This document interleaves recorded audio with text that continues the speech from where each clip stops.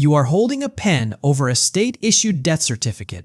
The name on the paper belongs to a billionaire hedge fund manager facing 3 lifetimes in federal prison for treason.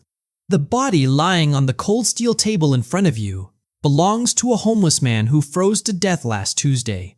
You sign the paper. You press the official county medical examiner's stamp. With one signature, you didn't just kill the billionaire, you made him immortal. He is currently walking onto a private jet to the Cayman Islands with a new face, a new passport, and $90 million in untraceable crypto. You don't take lives. You are the only person on Earth who sells ghosts. This is your life at every level of a fake death architect. Level 1. The Illusionist. You are 32, a senior forensic pathologist for the county morgue. You spend your days cutting open the dead. You know exactly how the state proves identity. Fingerprints burn. DNA degrades. But teeth? Teeth survive almost anything. One night, a mid-level cartel banker approaches you. He embezzled $10 million from his bosses. If he runs, they will find him and skin him alive. He needs to die. He offers you $1 million in clean crypto. You don't hesitate. You log into the county system and find a John Doe, a homeless man who died of a drug overdose. Nobody is looking for him. Same height. Same build as the banker. You wheel the body into your private lab. You use surgical pliers to extract the homeless man's teeth. You replace them with exact ceramic replicas matching the banker's dental x-rays. You dress the corpse in the banker's clothes. You place the body in an abandoned warehouse and set it on fire using thermite. It burns so hot that the DNA is completely vaporized. Only the teeth remain. 2 days later, the cartel bosses see the autopsy report. The banker is officially declared dead. The hunt is called off. You check your offshore account. The $1 million is there. You realize you have discovered the ultimate dark market. Millions of people want to be rich. But the rich, they just want to be ghosts. You think you are simply providing a service, but you don't realize. When you start playing God with the dead, the monsters of the underworld will eventually come looking for you. Level 2. The Ghost Factory. 3 years pass. You don't work at the county morgue anymore. You own a private trauma clinic in Geneva, Switzerland. But the clinic is just a front. Beneath it lies a subterranean facility. You are no longer just faking dental records. You have industrialized resurrection. Your clients are the absolute elite of the global underworld. A Mexican cartel boss is facing extradition. A Russian oligarch targeted by Putin. A disgraced Silicon Valley CEO.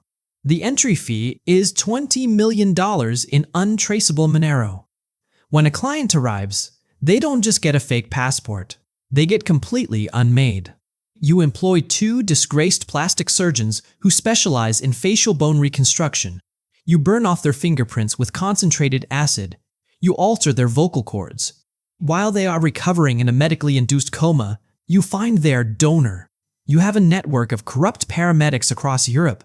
When a John Doe dies a homeless man, an overdose victim. A forgotten soul, they sell you the body for 50,000 euros before it enters the official system. You dress the corpse in your client's clothes.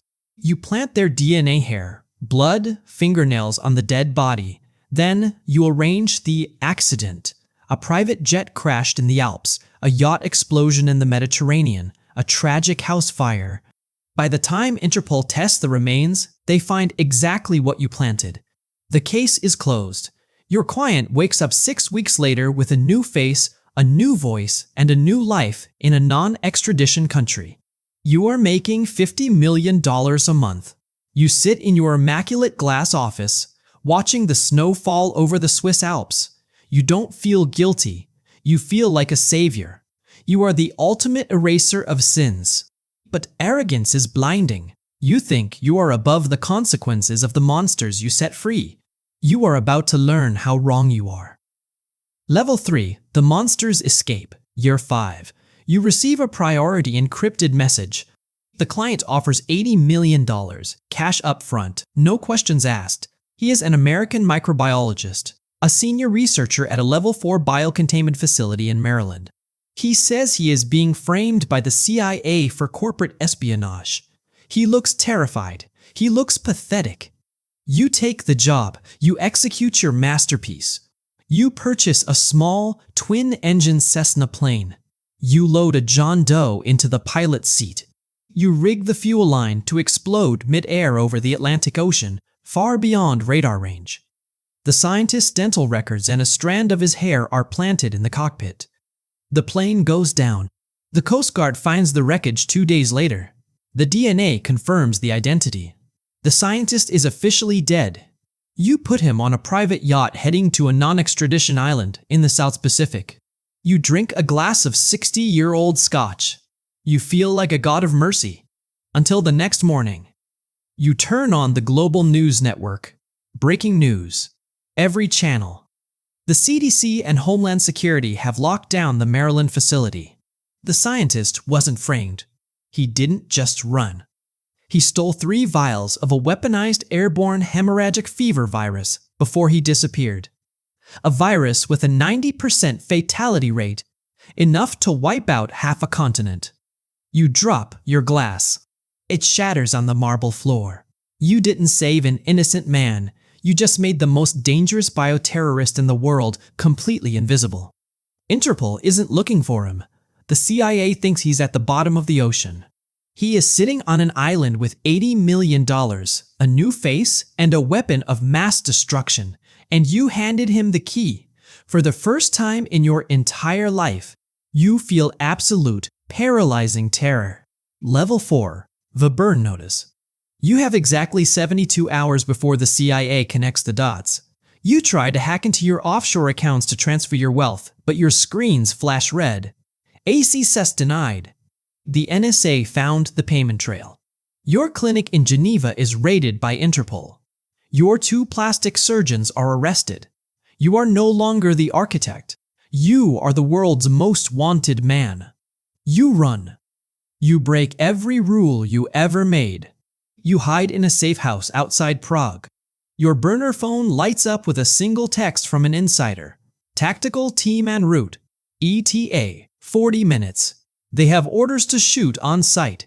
You panic. You have to die, right now. But you don't have a John Doe in a morgue. You don't have an ocean to drop a plane into.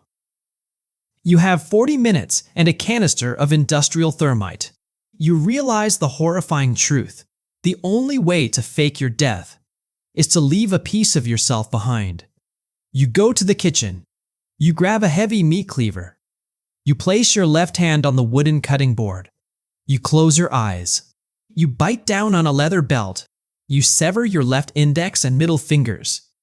The pain blinds you. You throw up on the floor. You wrap your bleeding stump in a tight tourniquet.